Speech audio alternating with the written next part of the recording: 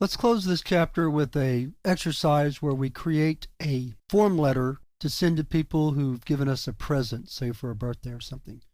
I know that's not a very personal touch, but it gives us a chance to play with input and output a little bit. So on your screen, you see the letter that I've written. What I've done is wherever there's a variable, I've replaced that or begun that variable name with a $sign so it'll stand out in the letter. So it says, dear name, that's our first variable. Thank you for the present, that's our second variable. I really like it. I can't believe that I'm already age years old, but it doesn't feel that much different than being age -1. Do that in just so we could do a little arithmetic. Thank you again for the present, sincerely, and then your name. That's our last variable. So what we're going to do is write a Java program to prompt the user to enter this data and then recreate the letter. So let's get started. I've begun the program already. The file name is letter.java, so my public class letter starts this. Before I can start the program, though, I need to import the scanner. So we're going to write import java util scanner right here. Now we're ready to begin the program. First thing we need are some variables. So we need a variable for the name of the person giving us the gift, the present, and then the name of the person running the program. Then we need an integer variable for the age that the person is on their birthday. So those are our variables. The next step then would be to input the data into the program so that we can write out the letter. So we'll begin with the prompt. System out print. What is the name of the gift giver? Oops, left out a step. Actually left out 2 steps. Before we can do prompting, we need our scanner objects. Now, one of the things about Java is that the scanner doesn't work that well when you mix numbers with strings. So what we're going to do is we're going to create 2 input objects. One called input string. Let me finish that one. And use it to get our string data into the program. And then we're going to do another one for numbers to get our numbers into the program, although there's just one number, the age. Okay, so there's our 2 scanner objects, input string and input number. So now we prompt the user to enter the name of the gift giver. Name equals input string, next line. Then we prompt the user to enter the present. Present equals input string, next line.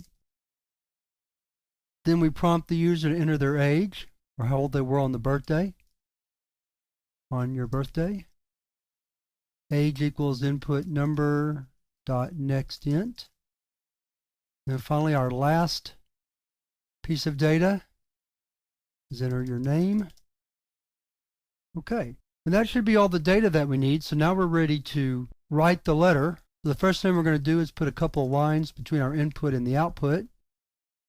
We'll write a couple of print lines by themselves. That'll give us 2 blank lines. Then we begin the letter. So system out print line dear plus name, because we're going to concatenate that variable data to the string, plus a comma and a space, and then close the system out print line. Then a couple of spaces, or at least one, so let's just copy. We're going to use this a lot, so I'm going to go ahead and copy and paste it in, then I can do it every time I need to put a space. There's going to be a few. So then the letter starts out, system out print. This time I'm going to use print because I'm probably not going to be able to fit all this on one line. Thank you for the present, and then a period and a space. I'm not at the end of the line on my editor, but I'm close enough that I don't want to start another line. Then system out print line this time, because I probably will get to the end of the line. I really like it. I can't believe, and a space, and then close it out. Drop down to the next line, system out print. I'm already plus age, years old, comma, but, and then put a space, and then close that. Come down to the next line, system out print line, but it doesn't feel that much different then. And that's the whole line there. So we stop, put a space, system out. This is a short line. Then being age -1. Sometimes Java has a problem when you put an arithmetic expression in a string concatenation. So putting the parentheses in there should help me with that. And then a period. Close that line. Then we need a blank line. Then we write out the word sincerely, comma, then a blank line, and then our name. And it could be a print line or not a print line, it doesn't matter. Your name. And I saw where I made a mistake up above. I did name twice. This would be your name right there. Okay, so let's see how that works. So we're going to save the program. File save. Come back up here. Let's clear the screen. Java C letter.java. No errors. So Java letter. What is the name of the gift giver? Aunt Jean. What is the present they gave you? Well, that's okay. Sweater. How old were you on your birthday? Let's say 13. What is your name? Let's say it's George. And there's the letter. Dear Aunt Jean, thank you for the sweater. I really like it. I can't believe I'm already 13 years old, but it doesn't feel that much different than being 12. Sincerely, George. So that demonstrates how to use input and output together. We didn't use the tab or the new line characters. Those really aren't used all that often in Java programs. But this is a good example of a typical session of input and output with numbers and strings.